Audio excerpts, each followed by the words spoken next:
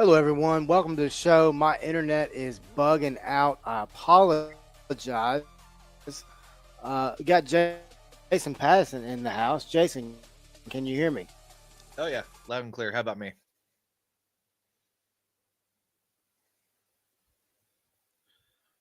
All right, Wes, Over can you hear Under, me? presented to you by Four Star Sports Media. Like I said, yeah, yep, I got you, man. Loud and clear. Good Like I stuff. said, my mic is having issues. Hang on one second.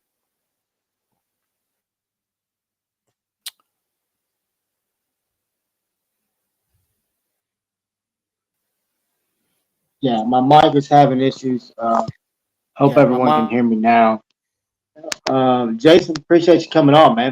Yeah, no problem. Anytime, man. Anytime, Wes. All right, this is Over Under, presented to you by Four Star Sports Media.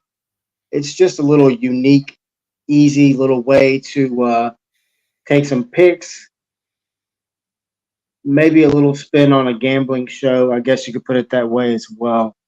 Yep. But big time show tonight. Gonna have a lot of fun. Gonna talk little national college football, and then we got Jason in to talk a little regional college football from right here in Fayetteville, Arkansas. As we talk the Arkansas Razorbacks as they just kicked off their their fall camp. So it should be a lot of fun talking with him. I know he's been out of practice and doing a lot of other things, and Yep. there's a lot of things going on up here right now. Jason, when you look at the state of college football as we get the show going, Yep. of course, transfer portal is a hot topic, things of that nature. But when you look at right now, what do you think is the most important thing that all head coaches are looking at during their camp to this point? Well, first off, it's keeping everybody healthy. You've already seen the starting running backs for Texas and Texas A&M go down with injuries. I'm not sure the severity on Texas A&M player, but I know that the starting tailback for Texas is going to be out for the season. So that's one thing that you have to look at. One, staying healthy. Two, making sure that all the players are on the same page. I understand that there is a lot that goes into spring practice. There's a lot that goes into summer session. I mean, let's call it what it is. Their practice is during the evenings, and then when you get into fall camp, it just kind of cartwheels into that. So that way you don't have a lot of players that are losing a lot from the install that they have in the spring. So that's one big thing. One of the other things that I think that college coaches are also looking at is where are my weaknesses at that I have that I may not have, seen on tape, for instance.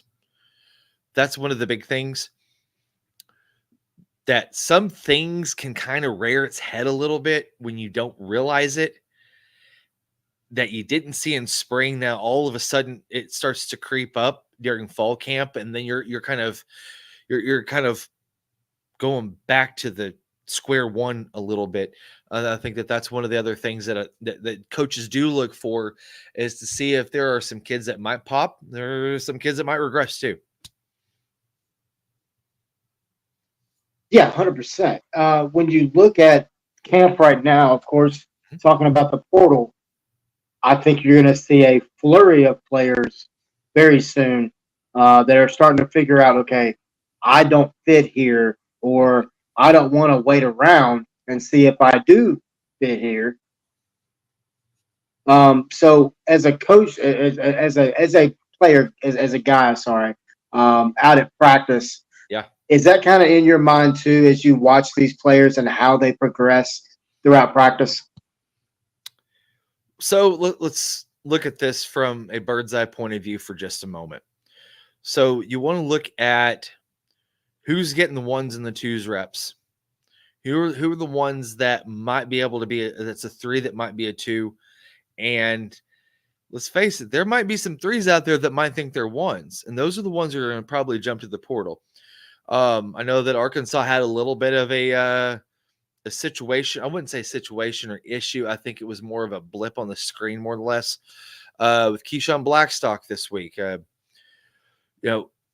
He wasn't at practice on Tuesday. Weren't given a reason why.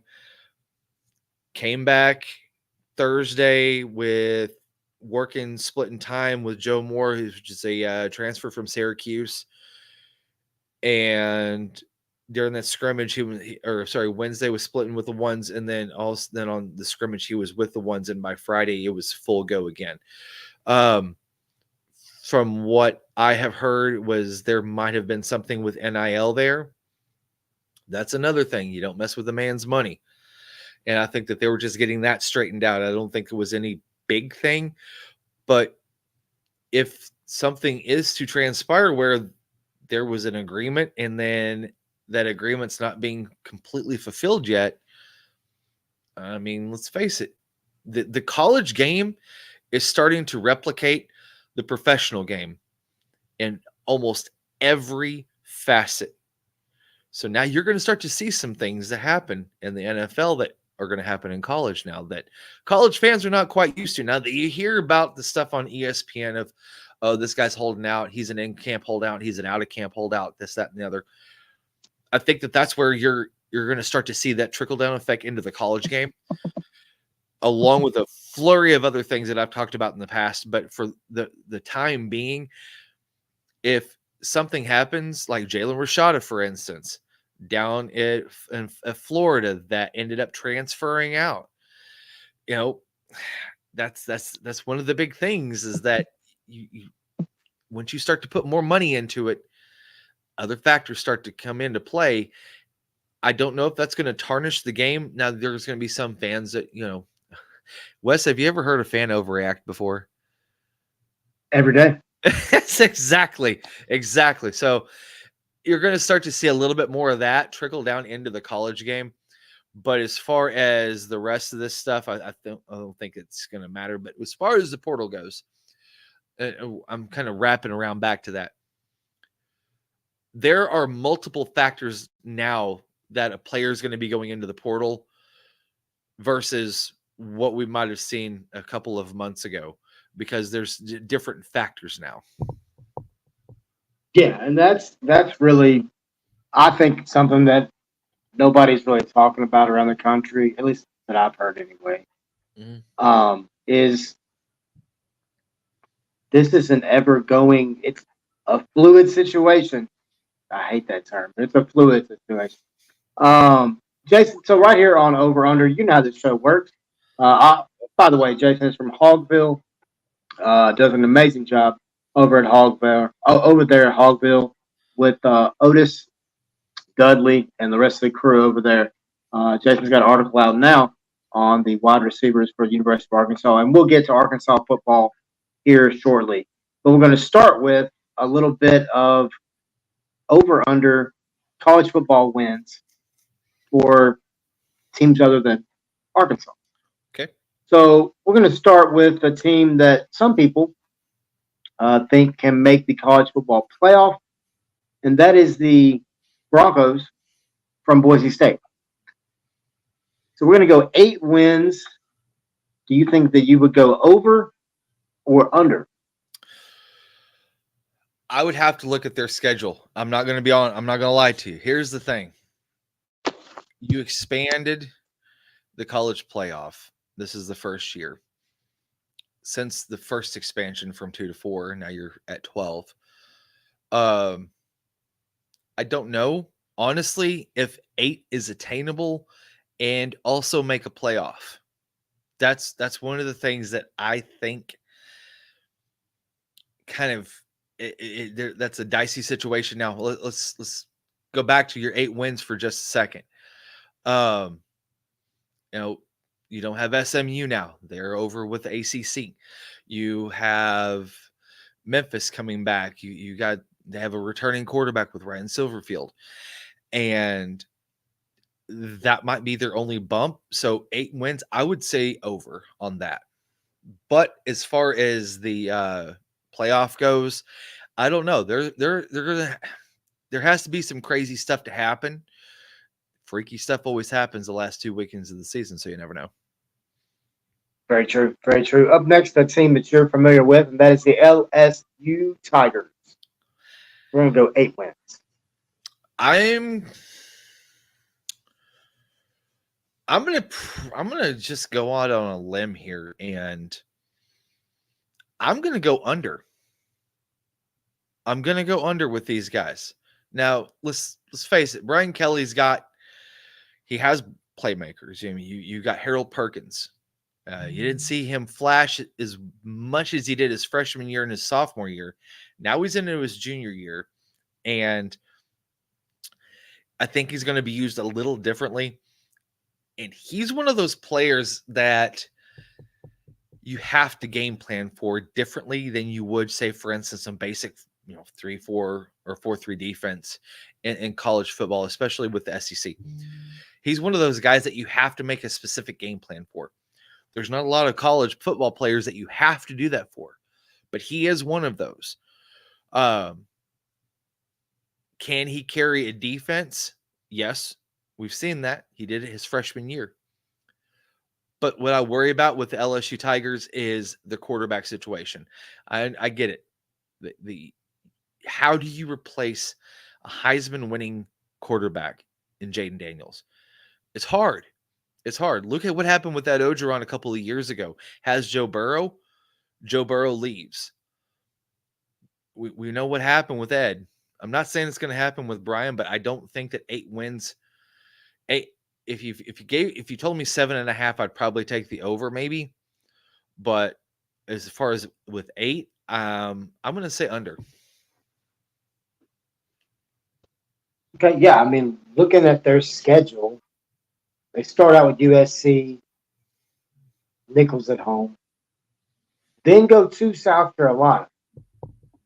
That's a tricky game because then you turn around and play UCLA at home, a South Alabama team that could get you, in all honesty. Then you get a bye week, and then it gets tough. You got Ole Miss at home. You got at Arkansas. Arkansas comes off a bye, as you know, prior to that game. Then you go to A&M. Sam Pittman is also undefeated after a bye as well, if a lot of people don't know that. Right. So, that their Arkansas schedule with LSU schedule kind of lines up together in that respect as far as the difficulty goes. Them having the bye before Ole Miss and then Arkansas having the bye before LSU. So you're getting some pretty fresh teams whenever Arkansas and LSU, take the field in Fayetteville in that third week in October.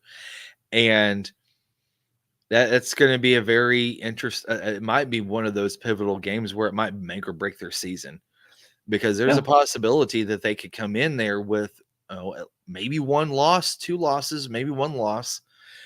They lose to Arkansas, and then there goes the skid. I mean, it's happened before. Arkansas plays LSU tough no matter what venue it is. Death Valley, Razorback Stadium, Little Rock, you name it. Some weird stuff happens, just like the Texas A&M game. Some weird stuff happens. A couple years ago, Arkansas loses 10-3. If I'm not mistaken, it was the 2021 season. And you basically had a defensive line that was decimated because of COVID. And you had guys out there that played every snap in the interior line. I don't know when the last time I heard a defensive lineman play every snap in the interior line. It doesn't happen, but it happened that game. And it was still close. It was still a 1-score game. So those sorts of things happen. But as far as LSU goes, I would probably say the under. I'm kind of anticipating maybe a little bit of a slide. Okay. We've got 3 teams left on the national slate, all 3 of which did come from the SEC. Okay. So, Jason, the question is real simple. Is Texas back? Yeah, it's an over. I'll tell you right now, even though they lost their starting running back to a knee injury, you cannot doubt what Quinn Ewers has done the last 2 years, which is really kind of setting himself up for I'm not going to say a possible Heisman season, which he's going to come in as a front runner. I think he's trying to set himself up for a top 5 pick type season where he's going to make a ton of cash through the draft. That's where he's at. As far as Texas goes, as 10 wins, I'm going to go the over on that. They're too talented, too loaded. Yeah. I've got Texas winning the entire SEC. People laugh, but I've got them playing the team that we're going to talk about next, and that is the get your popcorn ready, folks. It's the Ole Miss Rebels. Jason, 9.5. I would take the over. Yeah, I think that Ole Miss is a 10-win team. You've got Jackson Dart that's coming back. You got you got Chris Paul, former Razorback, on the defensive side of the ball, which basically Lane talked about at SEC Media Days. How that transaction happened was more like free agency, which everybody kind of knows that's how the portal kind of works. Does that lead you to believe that he might be tampering? That's possible. Very possible. But I'm not saying he is. But the way that he framed the story made you think that there's a possibility that there's a gray area that they can work inside. And you and I've had David Cutcliffe on before. He was a liaison to the SEC commissioner, Greg Sankey, that he has a text message thread with all the coaches, all in one text message. Or he also texts each coach individually to make sure that, the coaches are getting what they need. Also, kind of peering in, making sure that everything's on the up and up. And it's not his job to patrol it, but it's his job to remind him. So whenever Lane says what Lane says back in early July, mid-July, it kind of makes me think, okay, the top's off this thing, and this is kind of how they're operating. You have great skill position players Ole Miss has on the offense. And they loaded up. They loaded up. I mean, you lose Quinshon Junkins to Ohio State, but you reload. And I think that Ole Miss is a solid 10-win team. Now, that means that there's going to be some other teams that are going to have to falter a little bit. And I'll kind of go over that here in just a little bit, though. Yeah, no doubt. Last team is a team that I just am enamored with. I like their head coach, and that's the Gamecocks from South Carolina. I'm a Shane Beamer guy. Mm-hmm. I was a Frank Beamer guy. I like Beamer ball. I like how he motivates his team. 8 wins. I think they can go even. I'm going to go the under on that. It's very hard to replace a guy like Spencer Rattler. Really hard. Really hard. I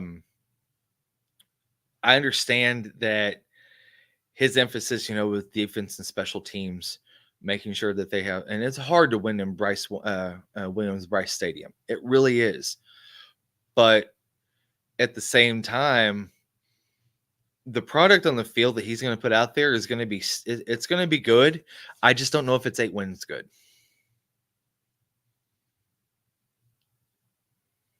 Yeah, I see that.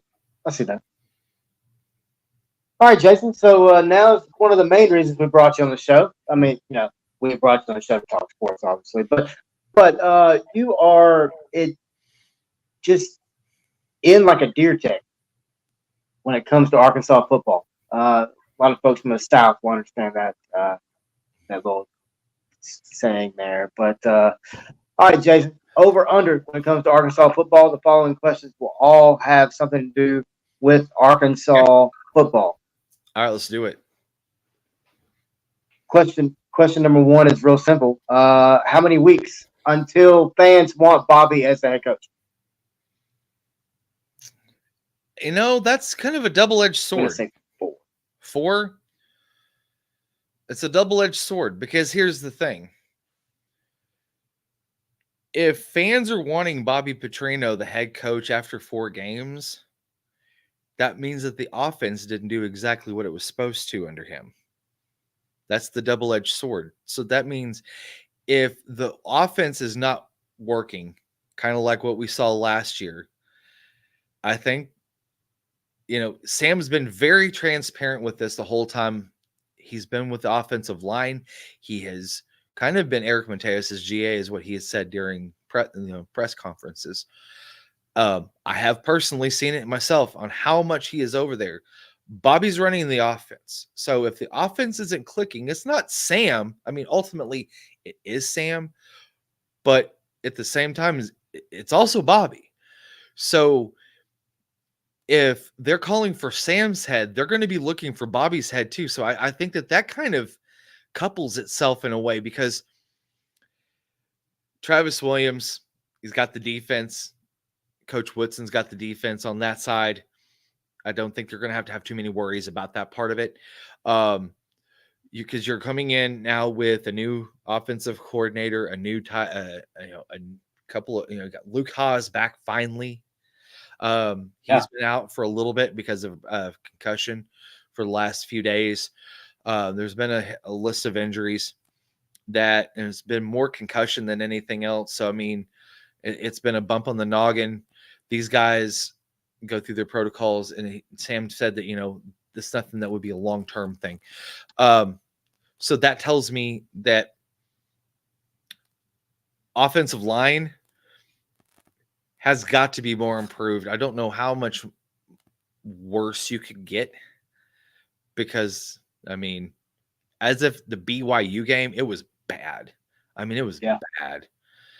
And you could tell that there was some off the field things starting to filter to on the field stuff. So that's where that kind of comes from. But as far as the four go, I don't think that they would be asking for Bobby to be the head coach. I think that they're going to be looking for both of them to get the hell out of town. Well, I mean, if we're 4 games in, and you know the schedule, but that would mean that Arkansas has played Arkansas, Pine Bluff, Oklahoma State, UAB, and Auburn. I would think. I predicted Arkansas to be 3-1 after those 4 games. I wouldn't. I would imagine after you're 3-1, you don't want him coming. You don't want him gone, right? No, not after 3-1. Let's look at what happened with Bobby whenever he first took over. They had, what was it, 3 or 4 wins, I think, his first year, and it was, you could see the writing on the wall the last couple of games. Guys were starting to buy into the system. He doesn't have to have these guys buy into the system, because the quarterback that he has, he's wanted for a while, which came from aforementioned Boise State.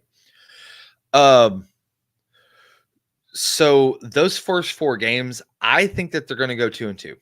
I think they're going to lose to Oklahoma State. I think that your mettle is going to be tested on the defensive front 7, because Ollie Gordon III is probably the best damn back in the country. Facts.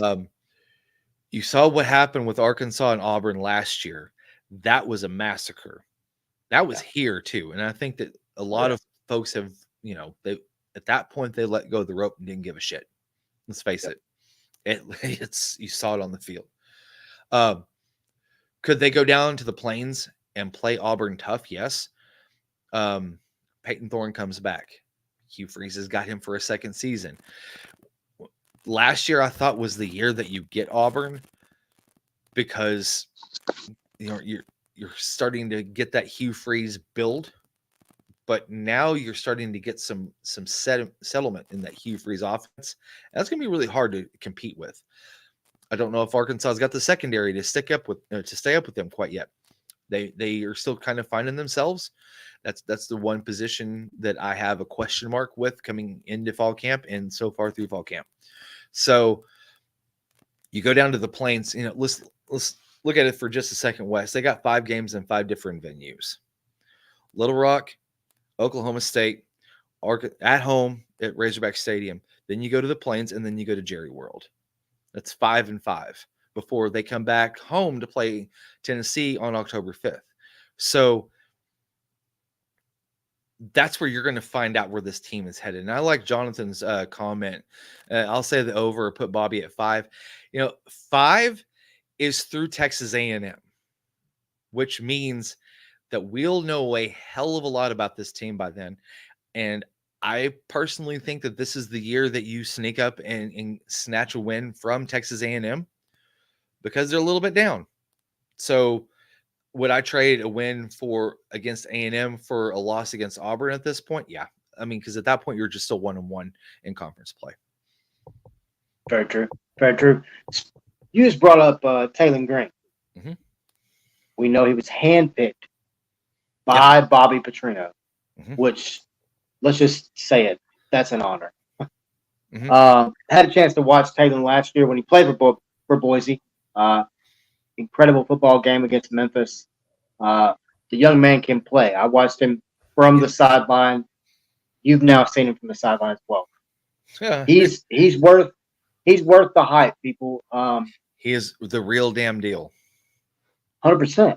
100%. And I mean, a lot of people laughed when Boise State coming to Arkansas? Boise? The Smurf turf? Those guys? Yeah. Yeah, those boys. Yeah, they can ball. That kid can go. Because, I mean, they can. Bobby had him on his radar when Taylor was in high school in Texas. And he goes to Boise State. When I first saw him in spring, he looked a little light on the bottom end as far as what you're used to seeing in an SEC quarterback. Ben Souter's changed some of that. So he looks a little thicker than he did a couple of months ago, which is what you need to be able to take the punishment from an SEC schedule. Yeah. As far as Taylor Green throwing for over or under 300 yards against Pine Bluff, I'm going to say the under because I don't think that he's going to be on the field that much because if the wide receivers are hitting their spots, if they're making their cuts where they're supposed to be making their cuts, which is getting open in space between that 15 to 25 yard range, and he's hitting those guys, getting those chunk yards, now you're setting up Jaquindon Jackson. You're also setting up Braylon Russell, and you're also setting up oh, hell. Wes, you caught me on a Sunday night. You're good, man. You talking about Andrew Armstrong? No. Satania. Rashad Dubinion. Oh, Dubinion, yeah. R-Dub. So you're setting those three guys up because Bobby's going to run heavy in this offense. Bobby's not going to be passing the ball like it was 2011. It's 2010. It's not going to happen. He has put a strong emphasis on toughness, and he's also put an emphasis on running the ball between the tackles. That's why you've seen some guys get dinged up because they're out there busting their rumps and they're not taking, snaps off. They're out there, they're cracking heads because if they're not, Bobby's getting you out of there. So, Jason, speaking of the running backs, let me pull this off there. But speaking of the running backs, Jaquindon Jackson is a guy that you've watched him, but I mean, he can run you over. Yeah. He can break your ankle shaking you. And then I'm not comparing him to Darren McFadden, but you can watch his footsteps and you can watch him leave you as he runs away from you with his speed.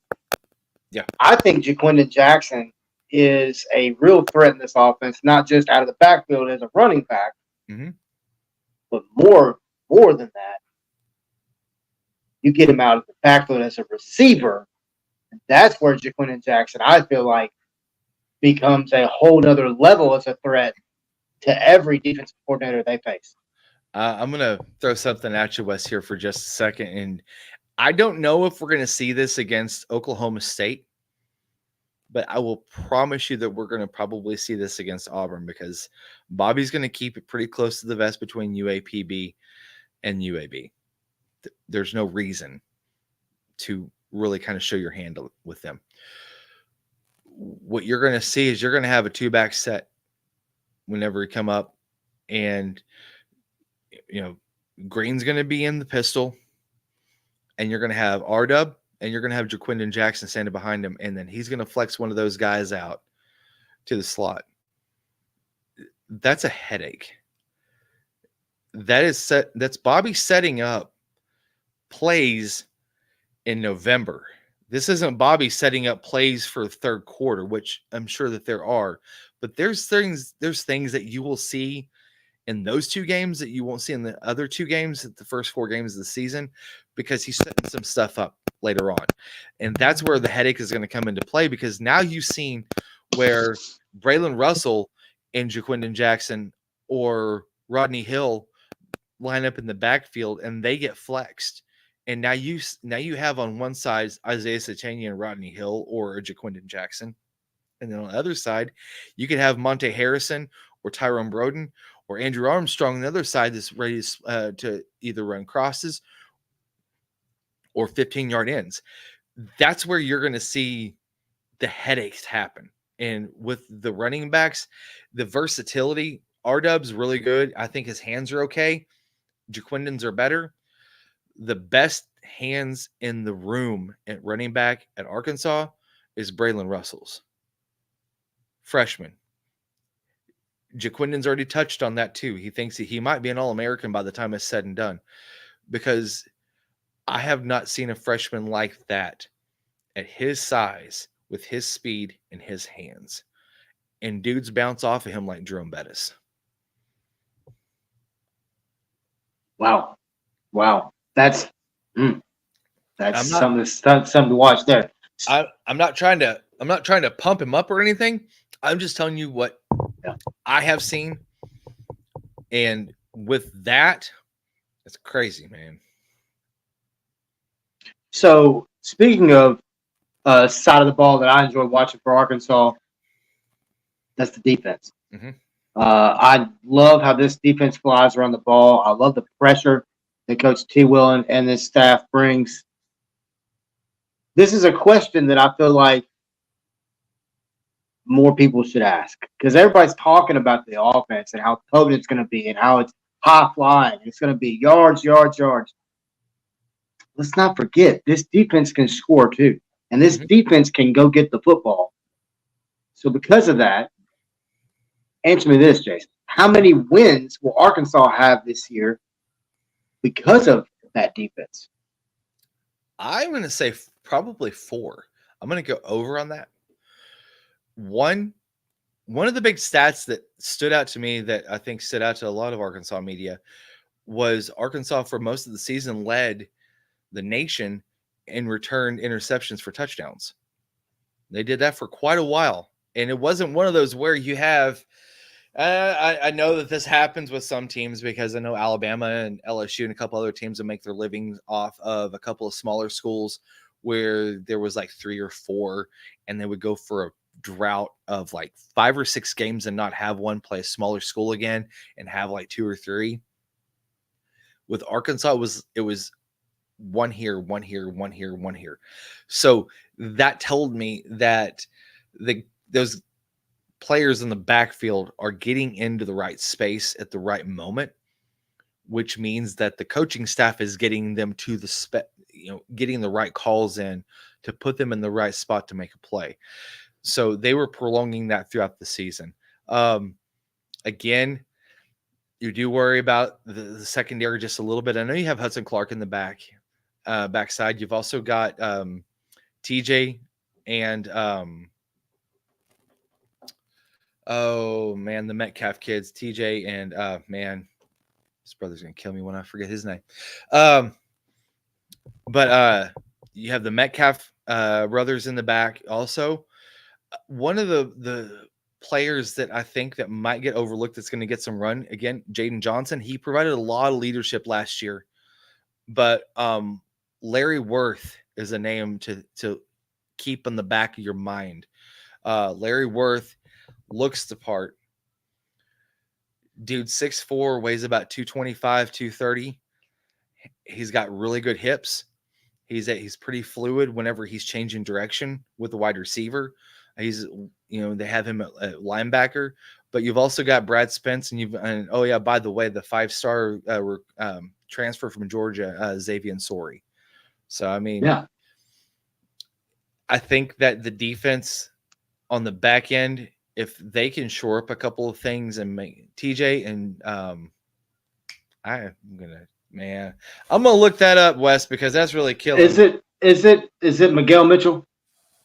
No, that's the kid that came from Florida, but I think that he's going to be pretty good too. I forgot. Tevis? Yeah, Tevis. That's it. That's TJ's younger brother. Sorry, those are both cousins. Oh, okay, yeah. Those are both cousins to DK Metcalf, wide receiver for the Seattle Seahawks. But their dad is incredible, great coach. Actually, David Cutcliffe was a coach of his way back in the day as well. So there's a little bit of 3 degrees of separation there for you. But he played Ole Miss? No. This is way back in the day with David Cutcliffe. Okay.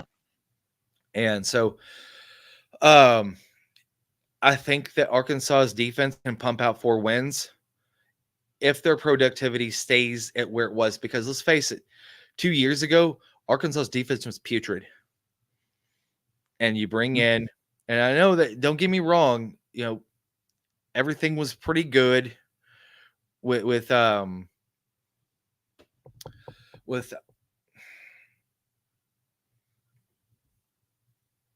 sorry, it cut out there. Who is it? Barry Odom. So they were okay, but it was still kind of like, eh. And then whenever you have Travis and Coach Wood come in, the stat numbers went up. And that's where I think that it'll continue to trend in that way. And if it does, I think that's where you'll get that 4 wins. Yeah. I think a trend with Sam Pittman with this team has been he's gotten them to overachieve. Mm-hmm. I don't mean that as a shot against him or anything like that. It's just a fact. So how often do you think Sam Pittman just goes and gets him a good old cold beer this year? I think 6 is a number. That's what I've been saying consistently now for the last couple of months. I'm going to tell you what, man. I made some idiotic statements last year. I didn't look at what Sam was trying to do as far as bringing in Dan Enos for a second time around, which it seems like that's kind of the trend on the offensive side of the ball. Dan Enos second time around. Now Bobby Petrino a second time around. I think he gets it right this time with Bobby. I really do. Bobby's a better play caller than Dan Enos was. And this whole Bobby's a nice guy, Bobby's changed. Bobby's changed a little bit, but Bobby's still Bobby. He's able to coach, he's able to teach. He's not running an organization. Yeah. And Sam did the opposite of what Jimbo Fisher did last year. Instead of micromanaging, he gave him the I hate to use this analogy, I really do. He gave him the keys to the car and said, go drive. Yeah. He did.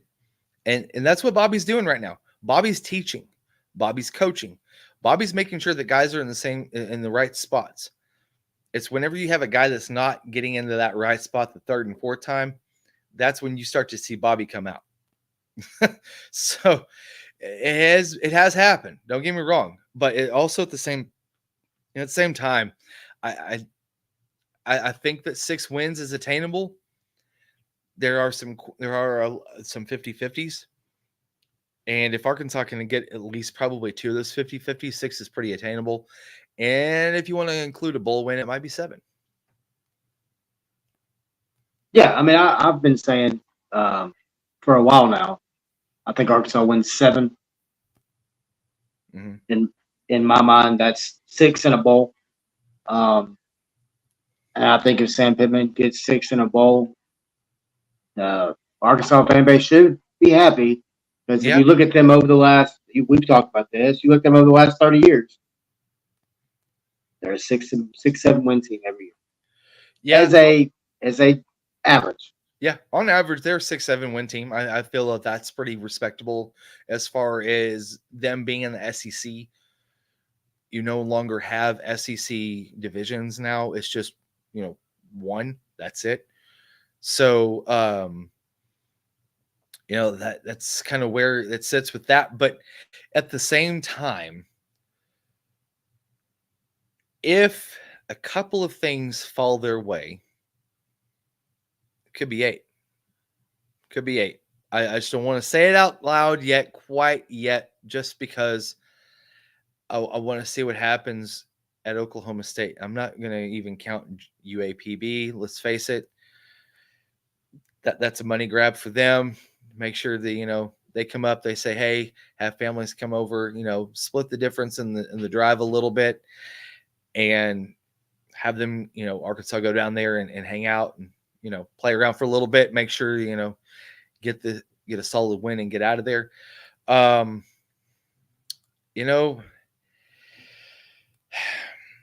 If there is a chance at 8 wins, you do have to beat Oklahoma State and you do have to beat Auburn. If that's the case, you might be rolling into Jerry World undefeated. And that could legitimately happen. Yeah, could very well happen because Very well happen. You look at Taylor Green for just a second. He's a redshirt junior, okay? The kid's already led a team before for a couple years. That was one of the things that Bobby was insistent on whenever he brought in the quarterback that he wanted. He wanted a guy that could come in there and take the leadership role of the locker room, not day one, from the day that he signed. And that was a shot across the entire locker room saying, hey, not only do we have our quarterback, we have our leader. We have a guy that's going to lead from ahead, and he's going to say, boys, follow me. KJ Jefferson was great, but that's not who he was, and that's what this team needed. And so Sam was loyal to KJ because KJ was loyal to Sam as well. And that's just the type of guy that Sam is. But at the same time, that team needed somebody to lead them from ahead. And that's what you have with Taylor Green. That's what Taylor Green understood the expectations were coming in. And that's the reason why you've seen and heard some of the things that, okay, Taylor's out with the offensive line over at the rodeo. Okay, Taylor's out here with the offensive line working with them a little bit as far as making sure that you're getting protections correct in coordination and also with communication. That's going to be huge as well. And also running in the indie drills, creating that rapport with all the wide receivers. You got Malachi Singleton. You also got KJ Jackson that's also working. I think that's going to be a really tough battle for the number 2 spot. But as far as Taylor goes, think that's where you're going to see the biggest stride as far as the progression in this offense from the get-go, possibly. Yeah, I think Taylor's going to be a lot of fun to watch. And I'm very excited about it. I mean, when you look at Arkansas last year, 4-8, I mean, let's be honest. If you look at Sam Pittman's time in Arkansas, let's take the 2020 season out of there. He's had one bad season. Yeah, that was last year. That was last year. That's it. Unfortunately. And go ahead. Was it all on him? Well, let's just say this. He's not going to say, hold my beer, watch this. He won't. He won't. He's not going to. He's going to keep a hold of that cold beer pretty. And here's another thing. I want to point something out really quick, Wes. Very good. How many times have you heard Sam Pittman over the last 6 months say, let's turn on that damn jukebox. Get me an old cold beer. I don't know. Those are the references that, Sam, or going bowling, for instance, because they weren't going to go bowling. But the thing is that those little catchphrases that people on the Hill have tried to get him, kind of, get a little flashy, get, like Brett Bielema with his woo pig and all this other mess. Because they tried to, trounce out Go Hogs. Because let's face it, I've been around this U.S. and if you see an Arkansas cap, you don't say woo pig, you say damn Go Hogs. That's what you say. So yeah. You don't see Sam at SEC media days saying, I'm going to go get me an old cold beer. No, he's not saying that. He's saying, I understand I'm on the hot seat. He had a question that asked that very thing. He leaned into it. And not only did he lean into it, he made a reference and a joke about it, and not in a bad way, but in a way understanding he knows what's in front of him. He's very aware of what the situation is. He's very aware of the personnel that he brought in to be successful, because last year when this was all going on, I was super skeptical of having to bring in possibly some new players you're going to hit in the portal, a new offensive coordinator, and also a new quarterback. I didn't realize that we're going to have a new wide receivers and running back coach. So whenever when you put it all together, there are a lot of question marks, but the OC, when you put Bobby Petrino in there, he's going to be able to lead from the front along with Taylor Green. So I think that that's where the difference is, because, let's face it, Dan Enos was nowhere to be found for weeks. Yeah, nowhere to be found. It's when you look at this offense and you look at this Arkansas team in general, I think it's a team that a lot of people around the country aren't looking to make any noise. A lot of people around the country aren't looking for this team to win 6 wins, 7 wins. There was a story out that saying that Arkansas was the most overrated, underachieving team in college football. Come out this weekend. I get that. You got 4-star guys on here. You got 3-star guys on here. Those should equate to 6-7 wins each year, like we talked about with the average. But when you have some mitigating factors that hamstring your program, you clean house. That's what he did. 100%. He went in and cleaned house. He kept the guys who worked well with him, and he worked with well last year. Yeah. But to go get Bobby Petrino, he pulled his pants up and said, all right, let's go win football games. It's, I have to go back to that promise that he made at the very beginning, when he said, I want these people to be proud. I want the state to be proud of Arkansas. He's got to fulfill that. Yeah. And I don't know how self-fulfilling that could be, possibly. And I hope, and I would think that he is making those statements from a good place, because he wants to do right by the state, because he understands that his actions caused a trickle down of monumental proportions. We had John L. Smith with the keys to a Ferrari and drove the damn thing into the ocean, and then tried to take it for a spin and put it in the Gulf of Mexico. It's not like it wasn't one of those things where he had okay talent. He had great talent. He had Niall Davis. He had Tyler Wilson. He had a host of wide receivers that he could sit there and hand pick that could run routes for you. And guess what happened? He put the damn thing in the water and then tried to peel out and go into another pond after that. So Wild. It was wild how, and Bobby saw that from afar. Bobby saw it from afar because he understood what his actions caused. And he has regret and he has remorse, not only for his family, but for the state, because this state treated him like a king while he was here. And he understands that. And he tried to do the double dip with Louisville. Didn't work out that well. And I think that he had a lot of problems at the top also with old Ricky Pitino. But 100%. yeah, I think that whenever he was hired, that AD was a dead man walking. But Yep. you know, Bobby there's a special place in Bobby's heart for the state. And I think that was one of the reasons why he wanted to make good on his end of the deal, which was to lead Arkansas in the right way and produce. And I think that's what he's trying to do. I agree.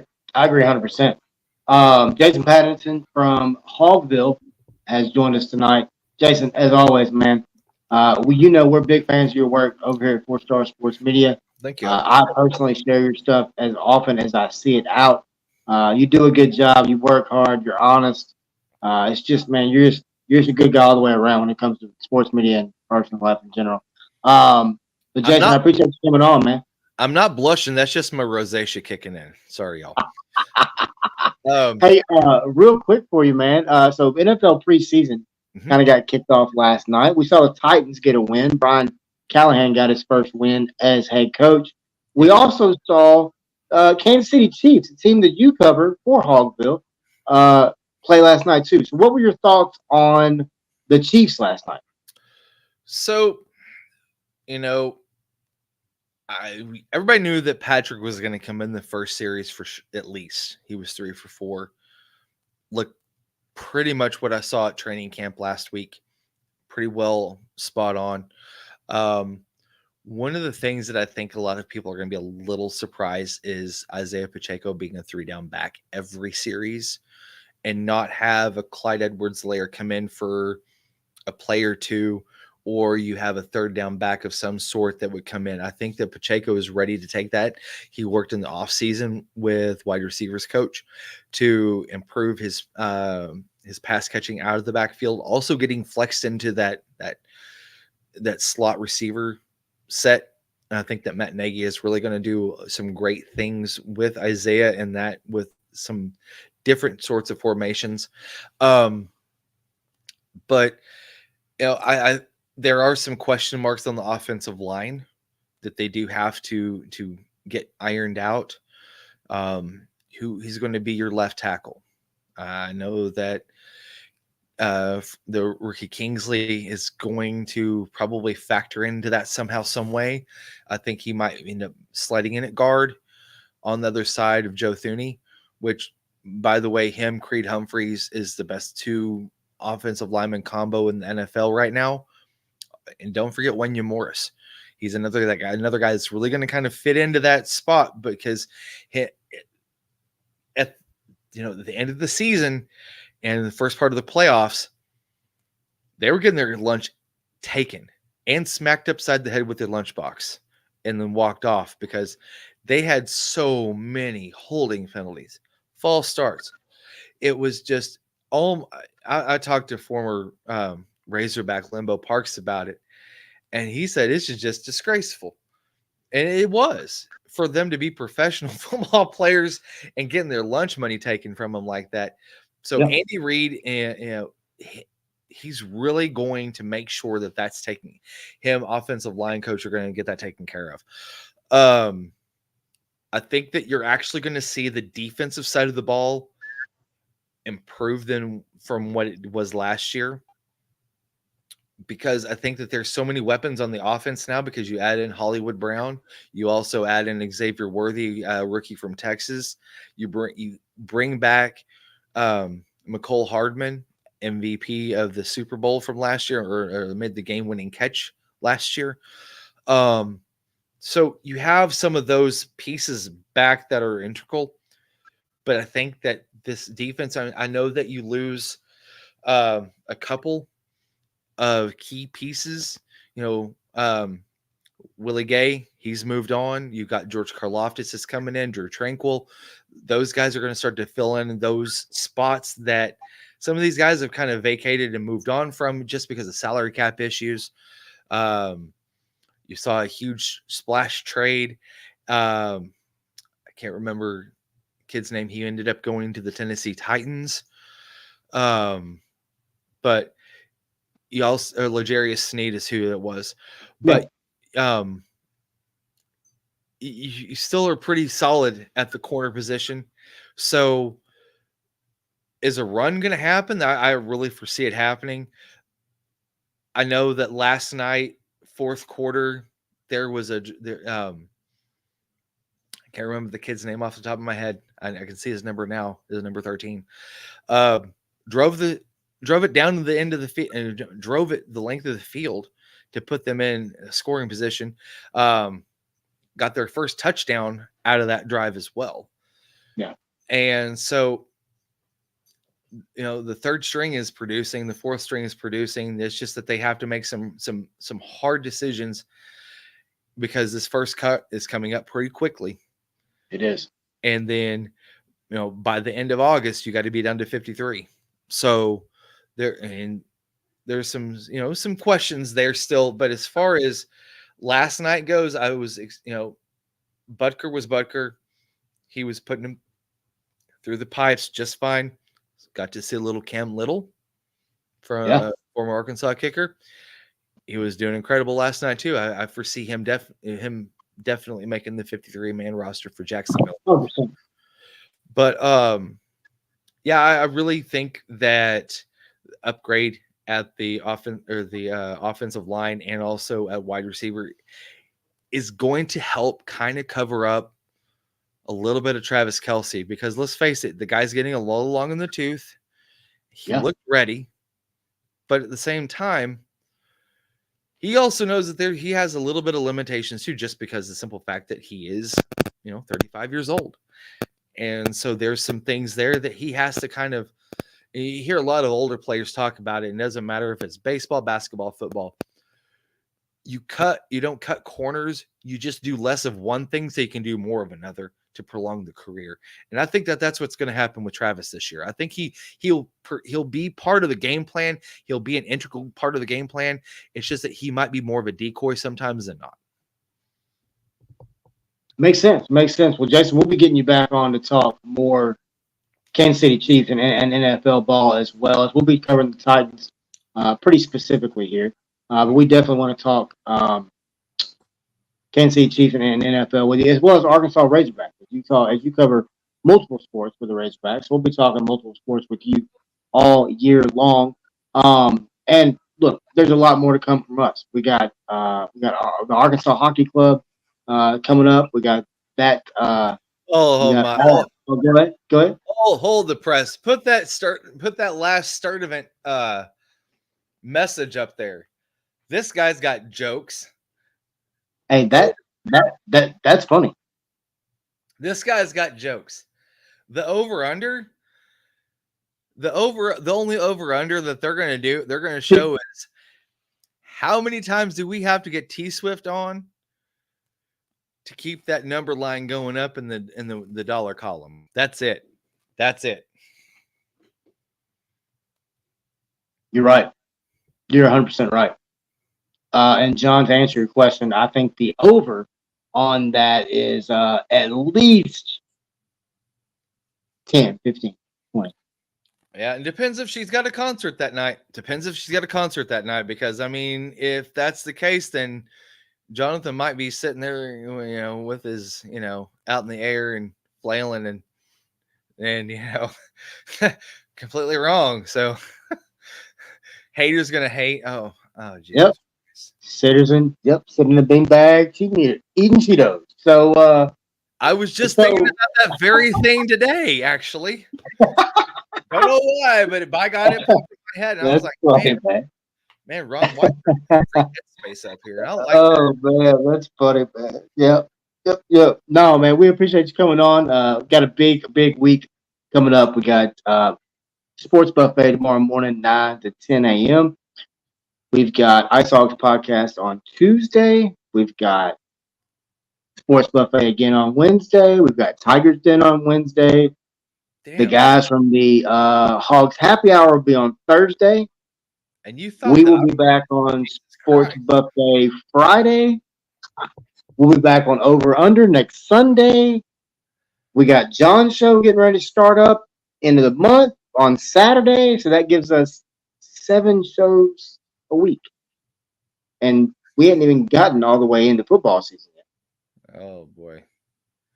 That you're more ambitious than I am, my guy. I get, you can find all of my work on KNWA's Pig Trail Nation. You can go over to hogville.net and find all my work on there too as well. Otis gets all that stuff up for me and does a great job doing that too. And I want to always say thank you to him because quite honestly, he was the reason why I'm at Hogville right now. And he was the guy who brought me on. Got stuff with Dudley that we did today, did a baseball show. Did you know that the Razorback baseball team has 31 new players? 31. I did not, but that's not shocking. I told Dudley this afternoon, I said, you know what, man?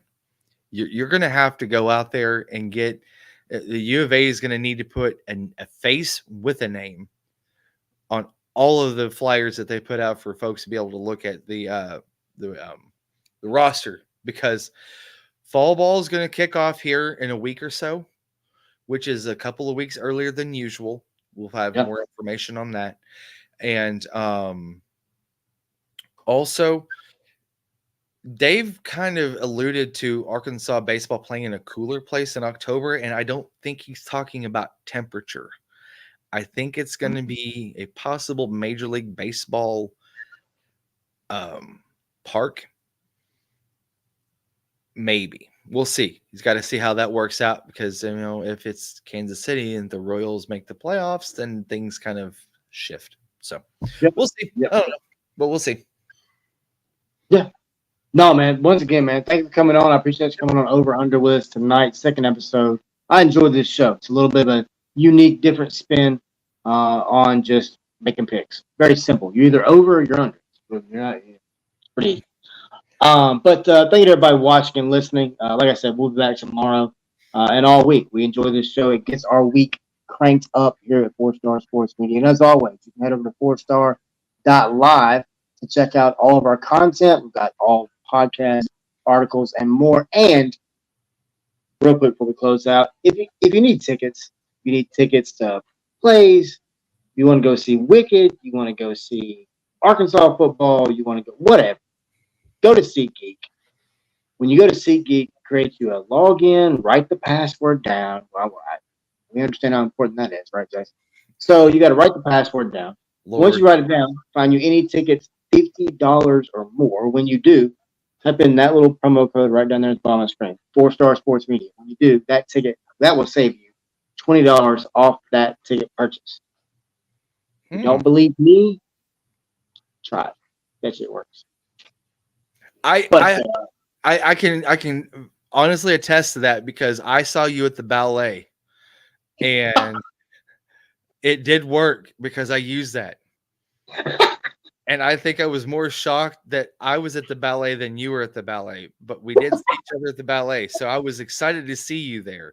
And yeah, I just felt a little weird, shaking your hand at a ballet because, well, anyways, so there's that. Oh my God. All right, man. As we close the show, Jason Pattyson has joined us and he got me again. Yep, He does it every damn time he comes on. Got it. But man, we appreciate you coming on. We appreciate everybody watching and listening tonight. You have been watching and listening to the Over Under episode from all of us here at 4-Star Sports Media. Have a good evening. And